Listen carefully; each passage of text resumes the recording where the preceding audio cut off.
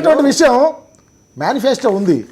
Manifesto ప్రకటించిన తర్వాత అధికారంలోకి వచ్చినాక ఆయన మేనిఫెస్టో కాగితాలు చించేశారు. అది ఆయన సంస్కృతి. మిత్రులు మంచి మాట అడిగారు. ఆయనకి చంద్రబాబు అనే వ్యక్తికి రెండు కళ్ళ సిద్ధాంతం, రెండు చూపుల సిద్ధాంతం. Yes sir.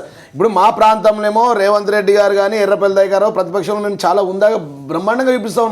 ఆ ప్రాంతంలో మరి అధిక సంఖ్యలో ఉన్న జగన్ అయితే మరి ప్రతిపక్ష హోదాలో మాట్లాడనియాలి కదా, ఆ అవకాశం కల్పించాలి కదా. అంటే చంద్రబాబు గారికి తెలంగాణ ఉద్యమంలో ఆపడంలోనే కానీ, తెలంగాణ అభివృద్ధి విషయంలో కానీ, చీకటి తెలంగాణ చేయడం విషయంలో కానీ రెండు కళ్ళ సిద్ధాంతం, రెండు చూపుల సిద్ధాంతం చంద్రబాబు అని చెప్పి గోవింద్ గారితో మాట్లాడదాం. గోవింద్ గారు చెప్పండి, ముఖ్యమంత్రి సింగపూర్ పర్యటన మీద విమర్శలు వస్తున్నాయి. రాష్ట్రం అంతా అల్లకల్లోలంగా ఉంటే ఇంకా మీరు ఉదూత్ తుఫాన్లోంచి బయటికి కూడా రాలేదు ఇంకా పూర్తిగా.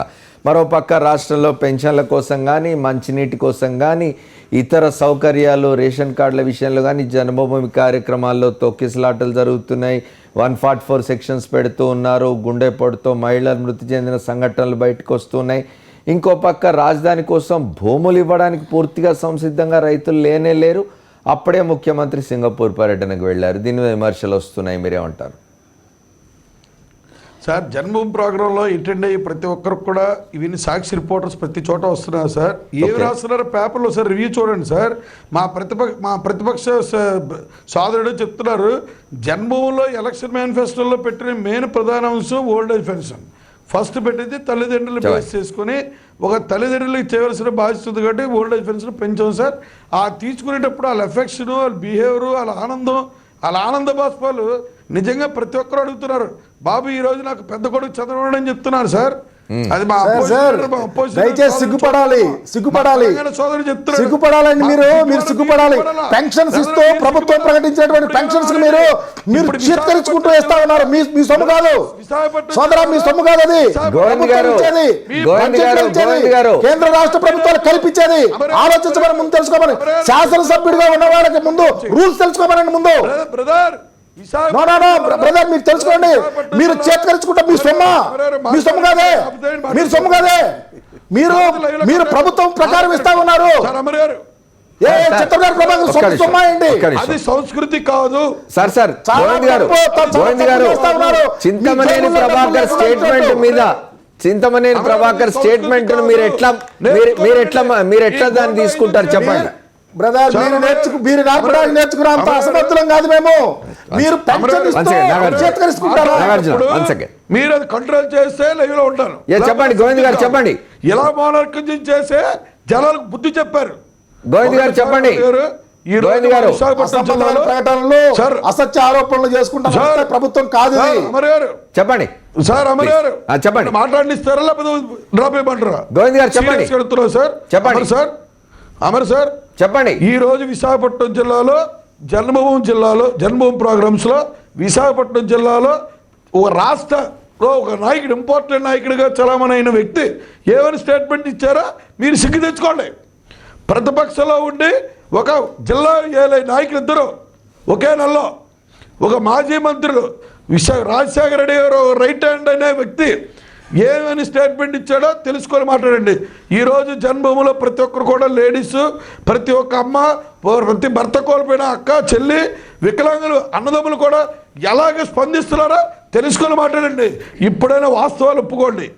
మూర్ఖత్వంగా మాట్లాడకండి. ఈ మూర్ఖత్వాలకి జనం చెప్పారు. అమరారు ఇది సబ్జెక్ట్ కాదు. మాట్లాడేటప్పుడు చెప్పారు విశాఖపట్నం జిల్లాలో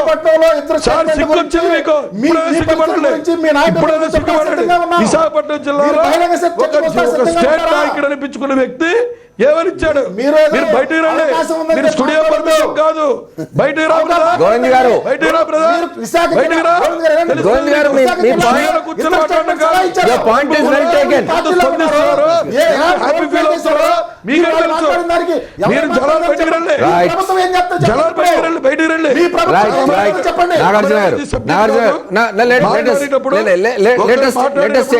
రండి. Let us take a short break before proceeding to the discussion.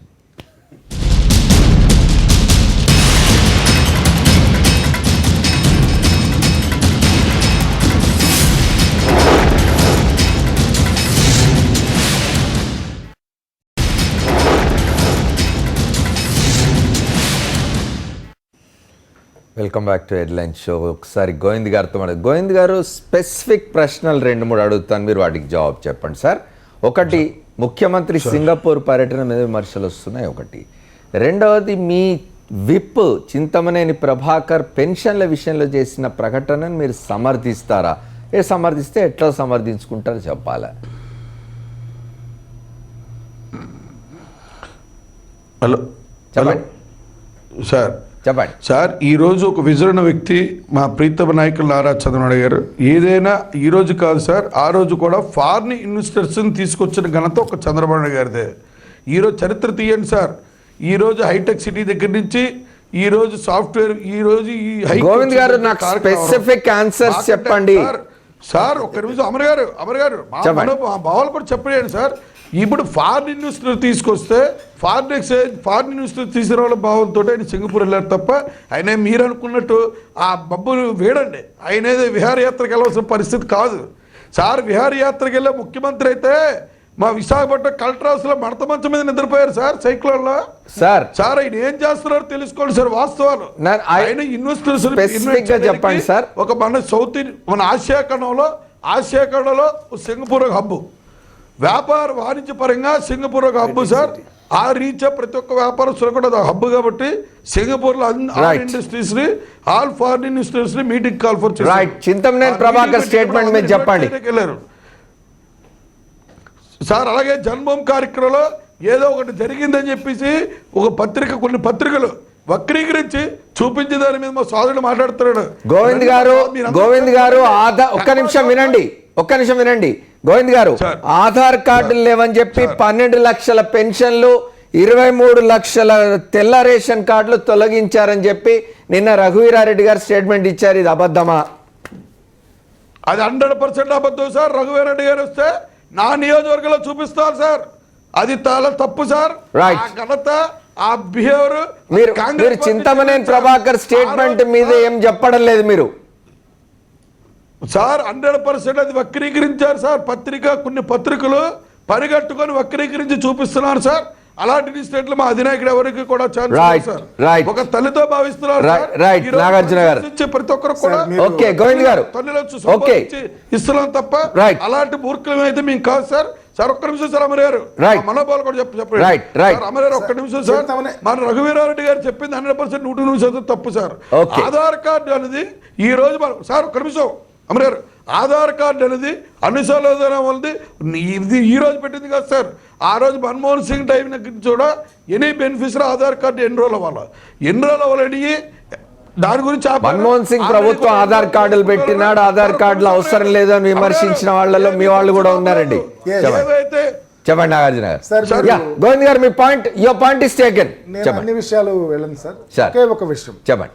Chintamaneni Prabhakar గారు మాట్లాడలేదు అని ఆయన చెప్పలా. కొన్ని పత్రికలు రాసి అంటున్నారు.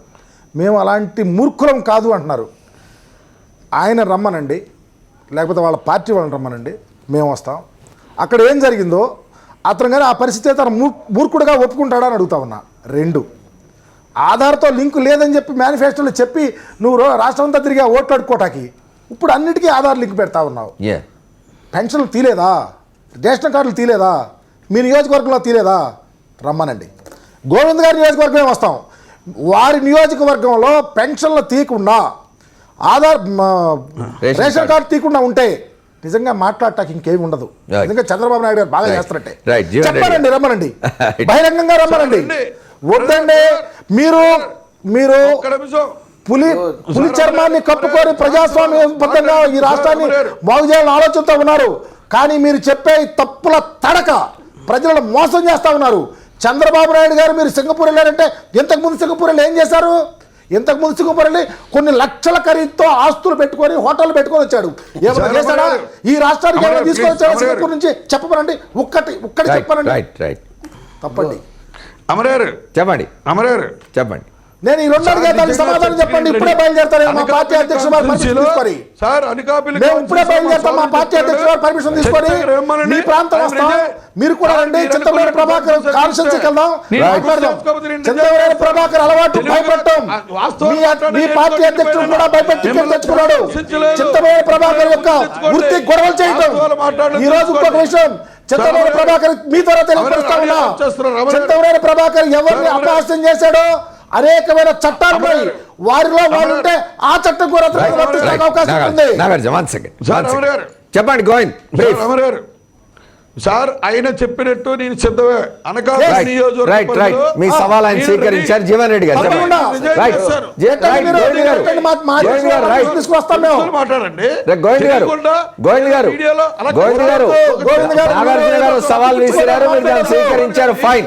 జీవన్ రెడ్డి గారు చెప్పండి. Right, okay. జీవన్ రెడ్డి గారు టైం చెప్పండి.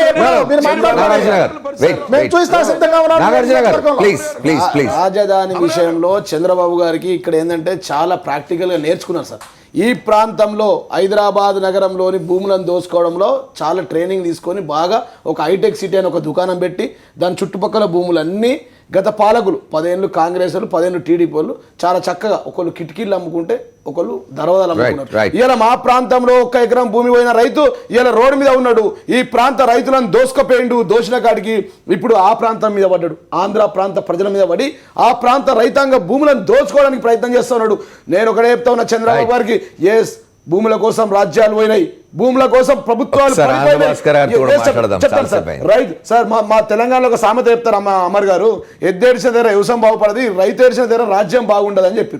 ఇలా చంద్రబాబు గారికి మేము చెప్తా ఉన్నాం, గతంలో ఈ ప్రాంత రైతులతో పెట్టుకున్నావు 10 సంవత్సరాలు కనుమరుగైపోయి నీ దుకాణం బంద్ అయిపోయింది తెలంగాణలో. ఈ రోజు ఆంధ్ర ప్రాంతంలో రైతాంగం యొక్క భూములను మీరు గుంజుకుంటా ఉన్నారు. మూడు పంటలు పండే భూములను మీరు గుంజుకుంటా ఉన్నారు.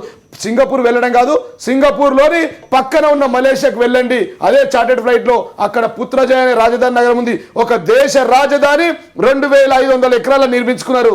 మేము చంద్రబాబు గారికి విజ్ఞప్తి చేస్తా ఉన్నాం, ఏ ప్రాంత రైతులైనా ప్రాంతంలో 5000 ఎకరాలు.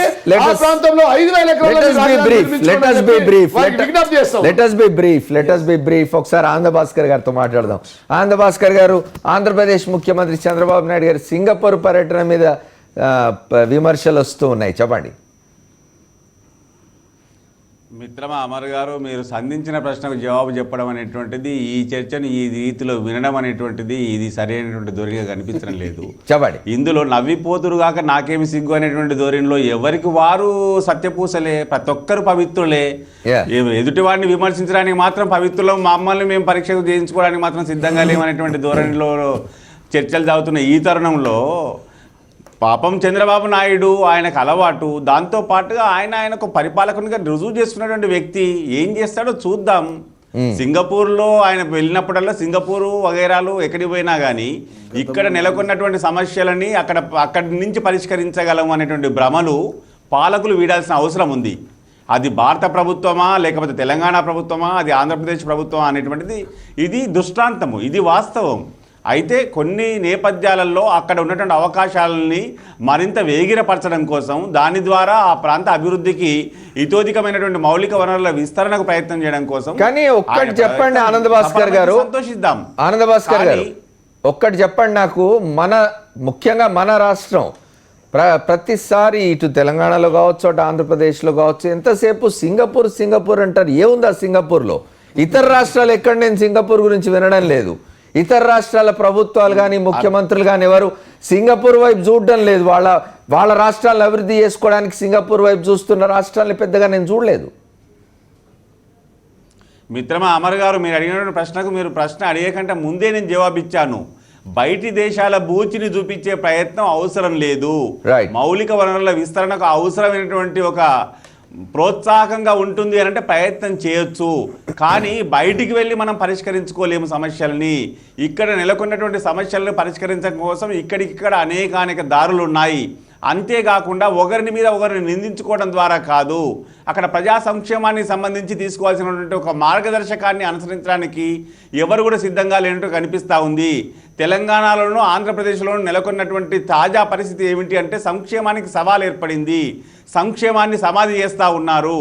ఈ ప్రమాదం నుంచి బయటపడాలి అంటే వారిలో కొంచెం ఔదార్యం కావాలి. శాస్త్ర సాంకేతిక పరిజ్ఞానంతో అందుబాటులోకి వచ్చినటువంటి అన్ని ఆధారాలని, ఆధార్ కార్డుతో పాటుగా అన్ని ఆధారాలని సద్వినియోగపరచుకొని ఏ లాభోక్తకు కూడా, నిజంగా అవసరమైనటువంటి ఏ నిరుపేదకు కూడా దుఃఖం కలగకుండా చూసుకోవాల్సినటువంటి గురుతరమైన కనీస బాధ్యత ప్రతి ఒక్కరి మీద ప్రజాప్రతినిధిగా ఉన్నది అనేటువంటిది మాత్రమే నా విన్నపం Thank అండి. you. ఈ స్థాయి ఈ సవాల్ స్థాయి చర్చలు నాలాంటి వాడికి సరిపడేటివి కాదు, దయచేసి మన్నించాలి. థ్యాంక్ యూ, చెప్పండి. సార్ ఇప్పుడు రాష్ట్ర ముఖ్యమంత్రి వాళ్ళు మా రాష్ట్ర ముఖ్యమంత్రి కూడా సింగపూర్ పోయింది, కానీ మా రాష్ట్ర ముఖ్యమంత్రి పోయిన విధి విధానం వేరు సార్. ఎందుకంటే గతంలో మేము కూడా రాష్ట్ర ముఖ్యమంత్రులు సింగపూర్ వెళ్ళడం జరిగింది. కొన్ని విషయాలు ఇప్పుడు మేము ఇక్కడ రోడ్ల విషయంలో కూడా ఇంత చిన్న రాష్ట్రంలో మేము మా బడ్జెట్లో మేము ఇవాళ 10,000 కోట్లు మేము అనుకొని ముందడుకో 2,000 కోట్లతో మొదటి దఫాగా రోడ్లను మేము బాగా చేస్తాం. రెండో విషయం సార్, గతంలో చంద్రబాబు గారు సింగపూర్ పోయి ఒక దుకాణం పెట్టి హైటెక్ సిటీ దాని చుట్టుపక్కల భూములన్నీ అమ్ముకున్నాడు సార్. ఇప్పుడు మళ్ళా రెండోసారి సింగపూర్ వెళ్ళి ఆంధ్ర ప్రాంతంలో దుకాణం చాలు చేసి ఆ పక్కన ఉన్నటువంటి భూములన్నీ అమ్ముకోవడానికి ఆల్రెడీ మీరు చెప్పున్నారు, రిపిటేషన్ అవుతుంది. చెప్పండి. దీన్ని క్లుప్తంగా చెప్పొచ్చండి. మార్కు సింహాసనం అని చెప్పి ఉంది. ఆ సింహాసనం మీద కూర్చున్నప్పుడు ఒక మాట చెబుతారు, దిగంగానే ఇంకో మాట చెబుతారు. అధికారం కూడా అలాంటిదే. ఈ సింగపూర్ పర్యటనలండి, విదేశీ పర్యటనలండి, ఆధార్ కార్డులనండి, అధికారంలో ఉన్నప్పుడు ఒక రకంగా మాట్లాడతారు, అధికారంలో లేనప్పుడు ఇది అంతకు మించి నాకు ఇంకేం కనపట్లేదు దీంట్లో. ప్రతిపక్షంలో ఉన్నప్పుడు ఒక రకంగా ఆధార్ కార్డులు వద్దంటారు. మన రాజకీయ నాయకత్వంలో మన అధికార యంత్రాంగంలో ఆ విజన్ ఇవి లేకుండా పోయినాయా వేరే దేశాల పట్ల, వేరే వాళ్ళ పట్ల? అది నిజంగా ఇప్పుడు సింగపూర్ పోయి చూసొచ్చి ఇక్కడ కట్టక్కర్లేదండి. సింగపూర్ ఎలా ఉందనేది మనకి డే టు డే కనబడుతోంది. కాకపోతే ఏంటంటే అధికారంలో ఉన్నప్పుడు ఇలాంటివన్నీ చేస్తుంటారన్నమాట. హంగామా కొంత తప్పదు, కానీ అది ట్రాన్స్లేట్ చేయగలిగితే, చేసి చూపెట్టగలిగితే దక్షత బయటపడుతుంది. లేకపోతే ఊరికే విదేశీ పర్యటనలు దండక పోయొచ్చారని అంటారు.